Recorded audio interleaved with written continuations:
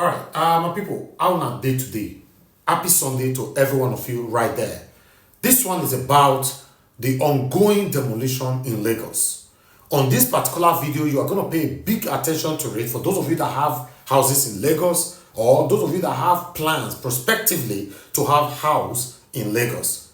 Pay attention to it, watch it from beginning to the end, because one of the spokesperson, commissioner for information and all that, Mr. Benga or Montoso, don't come out now. Come talk to the people who get the houses where they break. The reason why they break them and what you need to do not to be a victim next time prospectively. On this particular video, like I said, pay a big attention to it so that you yourself don't become a victim. You know, he also went on by talking about the ethnicism, you know, targeting and all that, blah, blah, blah. My people, more questions thrown to him, and he answered them all. Although he shied away from some of them, but let's listen together. Last week, the Lagos state government commenced the removal of illegal developments and defective structures at the trade fair complex in Ojo local government area of the state. The demolition comes after the Lagos State Commissioner for Environment and Water Resources, Tokunbo Wahab, cited illegal construction on floodplains and refuse dumping as contributing factors to the Lagos floods.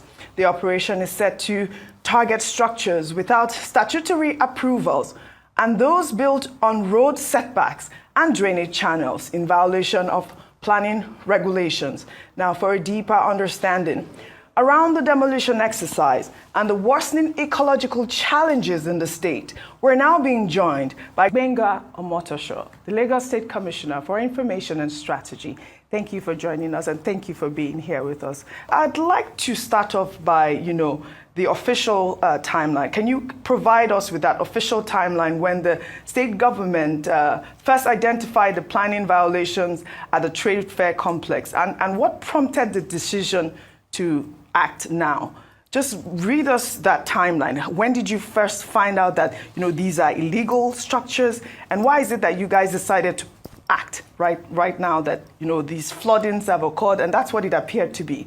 Yeah, thank you so much. As I was saying, when we saw the video that you guys had played, it's easy for people to input their emotions and begin to talk about people's livelihoods being knocked down and asking the kind of question that you're asking, what was the government looking at before these edifices sprang up? Well, let me just tell you that as early as last year, state government officials, very senior officials were there.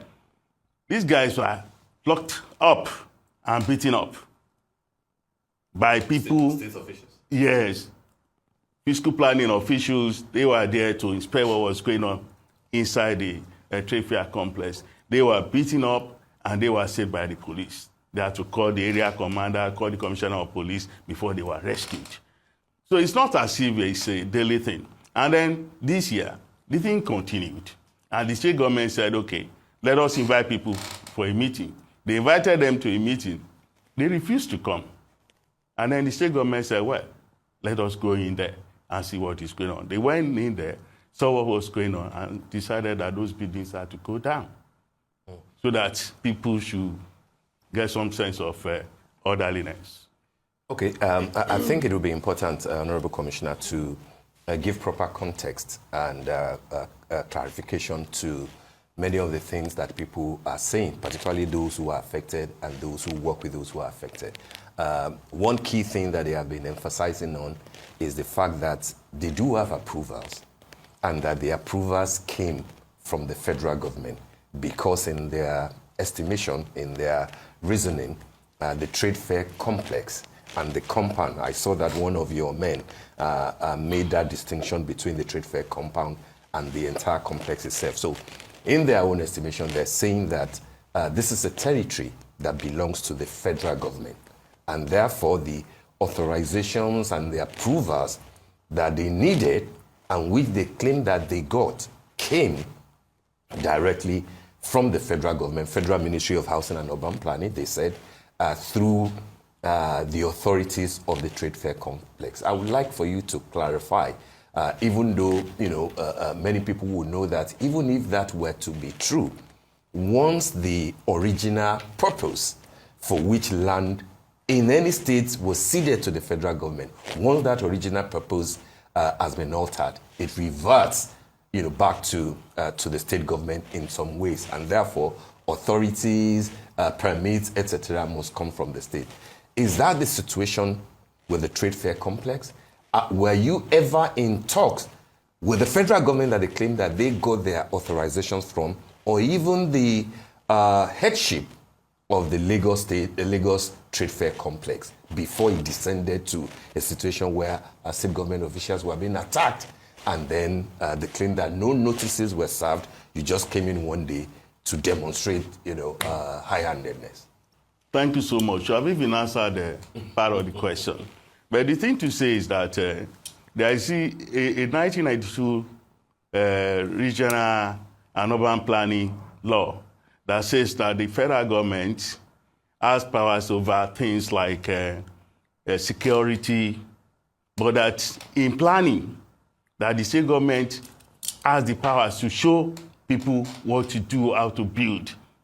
And then this is consolidated and reinforced by 2003 law, a Supreme Court judgment, that says that states have absolute rights to grant permits and approvals over any building within the state, except buildings for defense, or federal government wants to use the land and to build something that has to do with a national edifice and all of that. But whatever you want to build, whether the land belongs to the federal government or not, you need to get permit from the Lagos state government, because that law of 1992 is domesticated in Lagos state, and the Supreme Court has said that you cannot build anything without the approval of the state. So all these buildings that you are seeing there, they don't have any state approval at all. So it is just a matter of ignorance for people to say that because the place trade fair complex belongs to the federal government and that they can build in that trade fair complex whatever they like. So that place, they have done so much about environmental infrastructure, no approval or permit of any kind to build. So it's a laissez-faire attitude that they have displayed, which is a government is ready to stop because it is illegal. What is illegal is illegal. You're absolutely right. What is illegal is illegal. But considering that the people who have been affected by this are probably the third-party buyers, in the sense that there is someone who they obtain most of these properties, who they obtain their properties from. So whoever the original seller or owner of that space, or whoever leased that property, or whoever leased the space to them, whether it's within the trade fair, whether it's within the homes, must have given them some level of impression. Now, my question to you is, number one, what is the duration between initial communication and demolition? What would you say the duration in terms of back and forth communication, and what is also the intensity of that communication? And then for the people who had their personal belongings equally destroyed, is there any form of compensation, or would you just be, is that just it? Yeah, to start from the last one, there is no compensation for illegality. So so do you at least allow them I understand that there's an illegality here, but for the people who have wares in the stores, are you saying that they are all gone? That must be the fault of the trade fair complex management, because I told that apart from the fact that state government officials were beaten up last year in that place and they had to be rescued by the police, I said yes a few days ago, last week. Again, back to the duration. What's the duration between initial contact and final demolition? That's what I'm saying. The matter has been on since last year. When last year? Last year. A year. So you're saying that then, specifically when, please? I wouldn't know the exact date now. I know that. Do you know the month? I don't remember. I know that state government officials went there and they were beaten up and they had to be rescued by the police. They lost. So was there a consistent communication or intentional push to get these people? That's where I'm getting to now. Okay. They were invited for a meeting and they said they were not coming. All right. And it was a state government executive decision that, if you don't want a meeting, that means you have drawn the line. All right. You want a fight. Well, my question is, you met with the management. What about because again, the management lease the properties. What about the people who own the stores? Were there posters around? Were there, that's why I said an intentional attempt to communicate to the people who Of course, they were marked. All right, so once a place is marked, it means that you come and rectify whatever may have been wrong.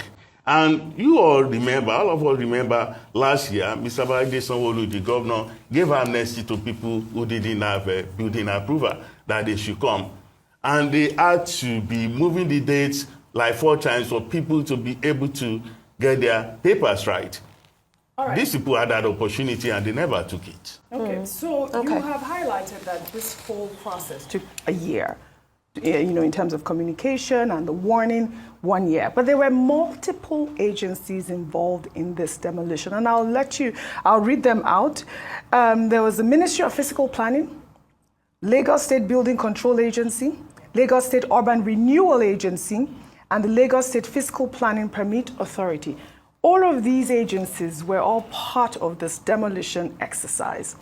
This trade fair complex went up, and none of these agencies were able to determine that these are illegal structures.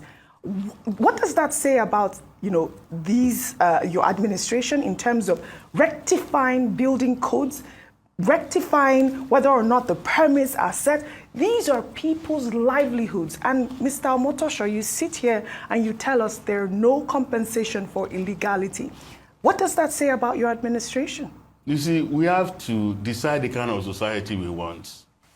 One day you will wake up and see that people are building on Third Mainland Bridge.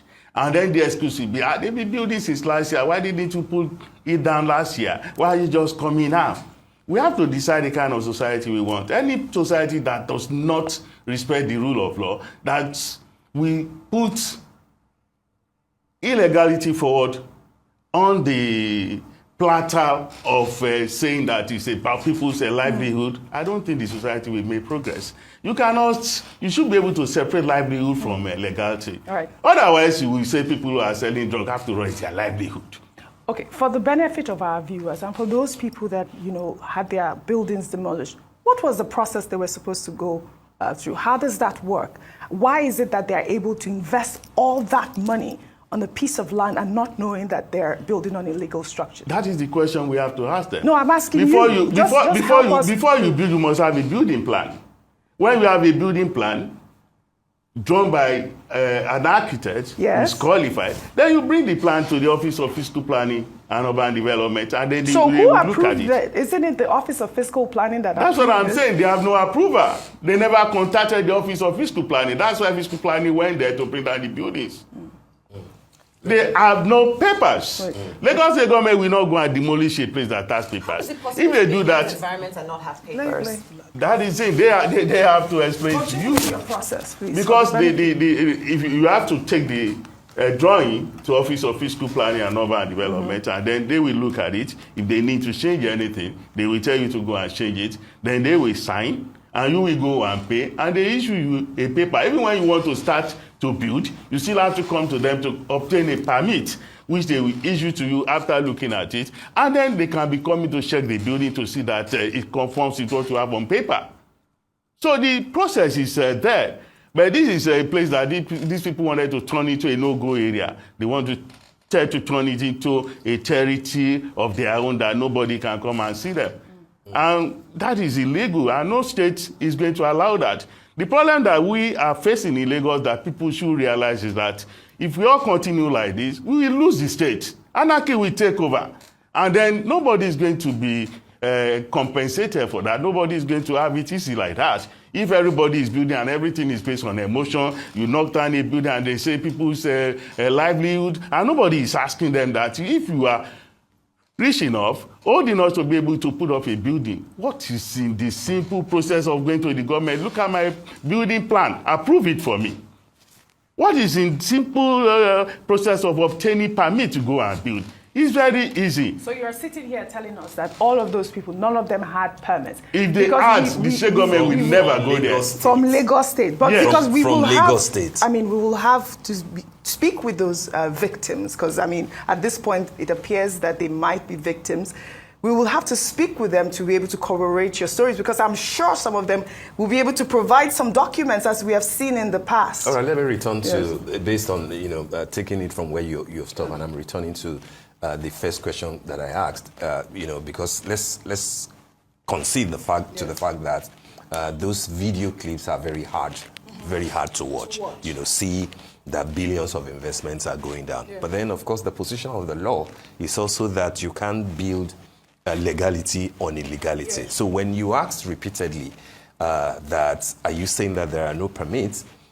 I'm saying that my understanding from what I've seen so far, from those who have been interviewed, those who are affected, is that they think that is a, let's say, is a no-go area for Lagos State government, because they reckon that it's a federal land and that the authorizations that they needed, they got from federal. So my question to the Honorable Commissioner would be that if that is the repeated stance of those affected, don't you think that adequate advocacy will be necessary so that people can see the fallacy of thinking that if you are in cahoots with some gentlemen or some individuals in Abuja who claim that, that place was ceded to the federal government, and therefore we can, if there was a proposal to say, let's build complexes, let's build all of that, they can give approval.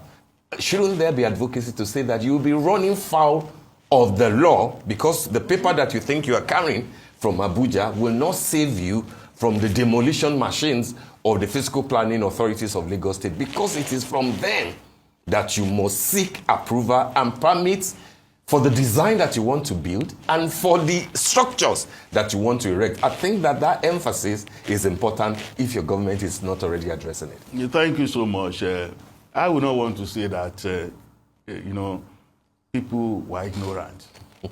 You have been clever. The trade fair management, yes, trade fair complex management, they have the powers to give leases, they have the powers to regulate commercial activities, but they will never have the power, like I have shown you, the Supreme Court judgment of 2003, to regulate building plan approval. So anybody, like I said, who is big enough to put up those structures, who I know must have lawyers and all of that, then we go and build without Lagos State government approval, I think is very wrong. And if Lagos State government, all of last year, was saying that if you have a building without approval, come forward, and they kept granted everybody amnesty, and they kept on postponing, shifting the date 4 or 5 times for people to be able to regulate. And so many people came forward to regulate their papers. I think the advocacy you are talking about, we have been doing it and we will continue to do it. So people should also try to heal their ignorance. So you say by that nobody, going through the normal process. That nobody is being targeted. Is there anybody in Lagos now, for example, who want to buy land and you won't consult a lawyer? So that you don't buy. Some don't. Or you won't You'll buy be shocked that property. some do not. Not the one that people want to bring down to their own level. Even as we are humane, we will continue to be humane. But people must learn to obey the law. All right. It doesn't really look good for Lagos State as we speak now, because we've seen the floods and we are seeing these rampant demolition. As we wrap up, what do you want to say to Lagosians in terms of what you guys are doing with flood management interventions and the stoppage of these illegal buildings? And all those who think that they are being targeted Yes. on the basis of their ethnicity. What are your words for this? Well, Lagos State government under Mr. Sanwo-Olu is never going to target anybody on the basis of ethnicity. He has run this state now for about 6 years without anybody being targeted in any way, whether because of your color, because of your language, because of your whatever religion. No, it's not so, and it's never going to be so at all. People should feel relaxed. Nobody is going to pursue anybody. We are all Lagosians, and we are proud to be Lagosians. All right. According to Benga Omotoso, he said something that last year, Governor Sanwo-Olu gave opportunity or amnesty or whatever, to people that want to approve their properties, to come up and get approval for their properties. Yes, I can testify to that. That yes, the governor of Lagos State actually gave amnesty and opportunity for people that doesn't have approval in their property that from scratch, or the property you already have, to come up and have approval. And I'm one of the beneficiary of that opportunity given last year. Yes, I got approval on one of my properties here in Lagos through that amnesty, or rather opportunity given to the citizen of Lagos State at that particular time. So I'll give credit to the Lagos State Governor, Governor Sanwo-Olu, on that particular one, because when Mr. Gbenga mentioned it, that's why I remember, yes, that actually happened and I benefited from it. My people, I guess you all have learned from this particular video, but I don't have much to say. If you have anything to say, put it on the comment section. Let's learn from each others. This is NAIJA Watch Media. Join us every day, 7 p.m. Nigerian time. Let's continue to talk about the things that are affecting you and I. Take care, guys, and bye for now.